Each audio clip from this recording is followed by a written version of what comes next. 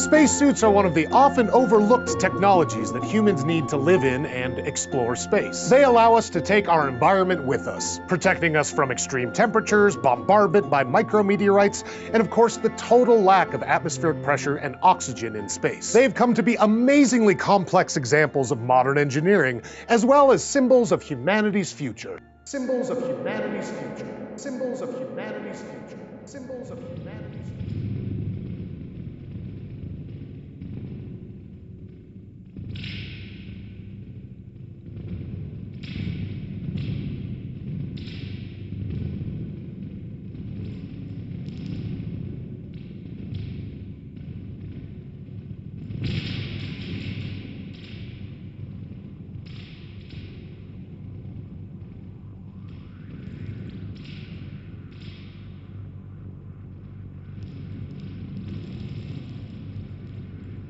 So if the Earth is flat, fixed and unmoving, and covered by the firmament,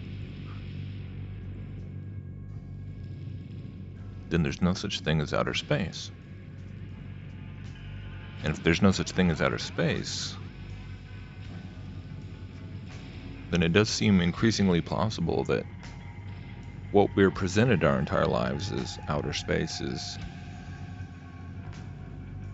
actually some kind of materialistic depiction of the spiritual realms, the spiritual planes.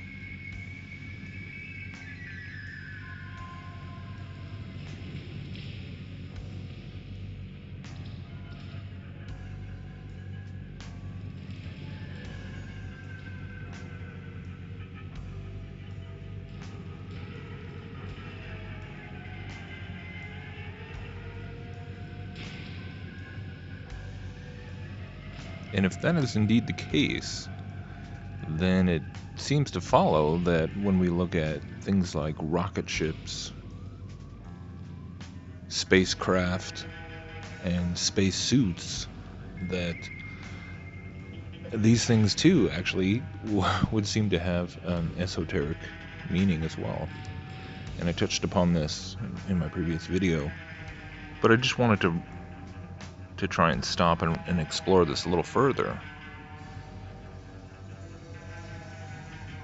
Now, I do realize that this might sound a little weird, even to people who believe in the flat Earth.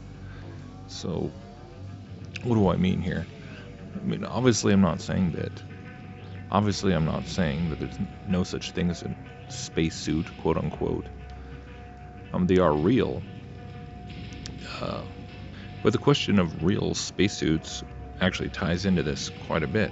Recently, Bob and Jeranism and the Morgul just had a really excellent conversation talking about spacesuits and why this is just a fantastic proof as to why there's so much, NASA and space travel is so fake. Just going into a lot of detail about a vacuum versus the 15 pounds per square inch of pressure that we experience in our atmosphere, and what that would really mean to have a pressurized spacesuit in the vacuum of space.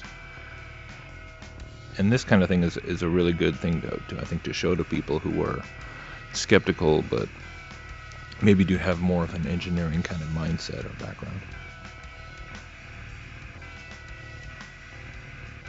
But this is interesting because if in reality space travel and even just the idea of a space suit, which has been around for over a century now, is still just technologically unfeasible, yet almost the entire population believes that it's reality. Looking at the conspiratorial side of things, we can see that what's really going on here is when we start tying in the Masonic and occult aspect of the deception here, it does start to seem akin to a type of alchemical working, a magical working, a spell, if you will, and whereby something that, even though it's technologically impossible, the whole world believes it's possible and believes that it's real, and has, we've been ingesting this imagery, this idea, this iconography our entire lives, generations of people now. And it really does implant a bigger idea in our subconscious, if you will, which goes far beyond the physical, far beyond the quote-unquote science, far beyond just the surface level understanding of it all. There really is an esoteric meaning embedded in this, I believe. And essentially what it boils down to is the ascension of man, and the space-suited individual represents the ascended man, or the evolved man. And it's just so interesting to think about this kind of idea, and then to start looking at clips such as what I opened with here from the movie The Right Stuff. And they're pushing the limits and testing out the X1 and different rocket engines and speed, trying to break speed barriers and altitude records and all these things, and where he goes up through the sky and then finally pierces to the point where he can barely see the stars. And I look at a scene like that now, and it just seems so it just says a lot more than I would have ever gathered from it even a year ago. And it really is all about, it's this whole idea that we've been fed through sci-fi and through, American patriotic propaganda our whole lives, about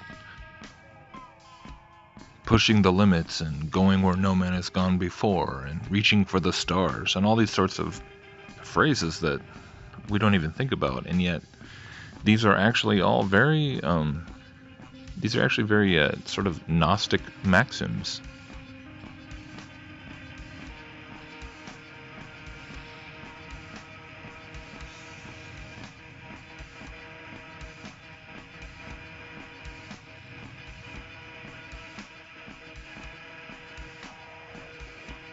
And once again, you can step back and look at this whole idea of going into outer space and conquering space as embodying the underlying spiritual message of ascension, of spiritual evolution.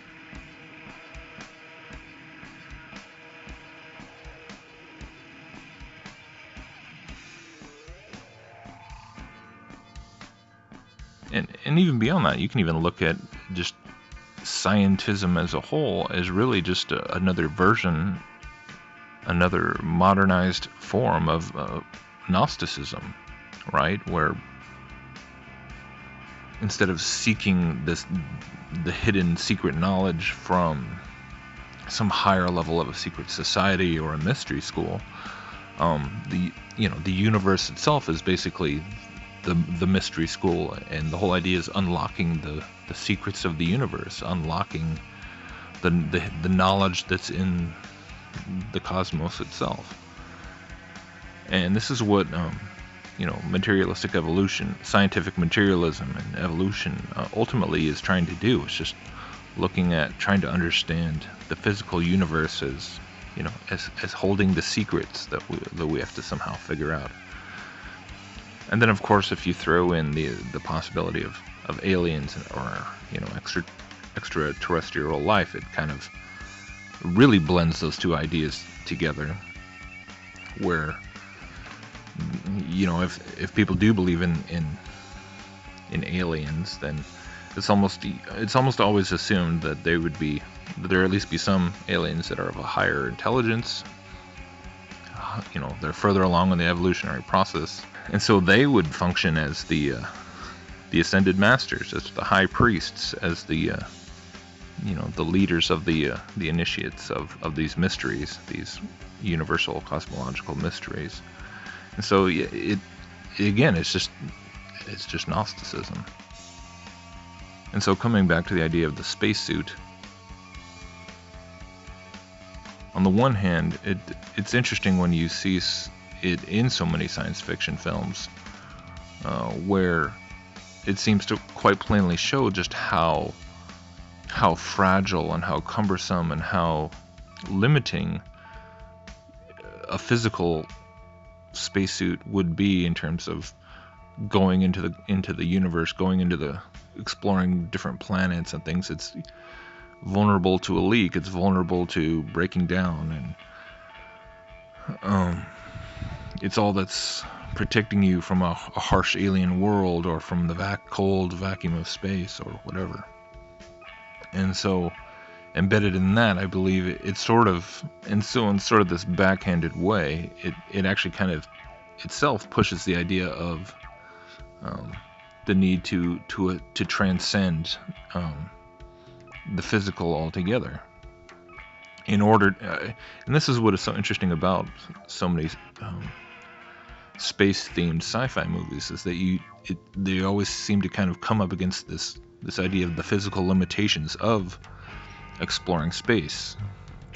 And so there's kind of this paradox that people who are fervent believers in space even admit to, in terms of whether it's just the distance between stars, millions of light years it's just too far to travel in a single person's lifetime, even if you're going the speed of light.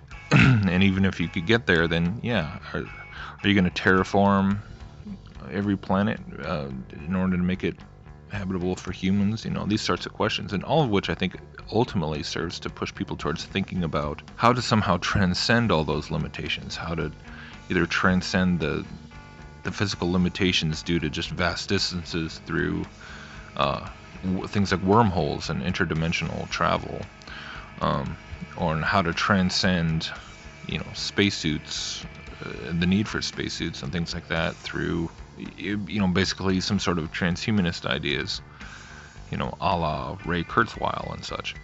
And so really it ends up kind of promoting this magical mindset, this sorcery mindset, which is the whole idea.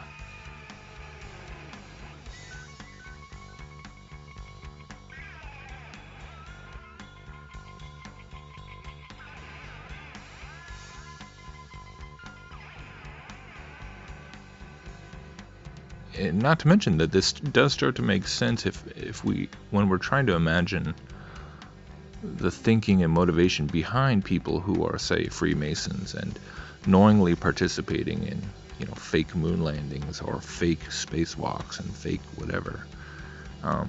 It is admittedly hard to understand, like, what is the psychology behind that? How do people justify doing that and lying about it and going to such an extent to try and stage all these things? But if they're looking at it as, like I said, this alchemical process, if they're looking at it in terms of this is what we have to do in order to get the underlings, to get the uninitiated, the profane, to absorb the basic spiritual concepts that only they believe they understand the higher reaches of. And then amazingly enough, it actually kind of starts to make a little more sense why they would willingly do that. Anyhow, that's my thoughts.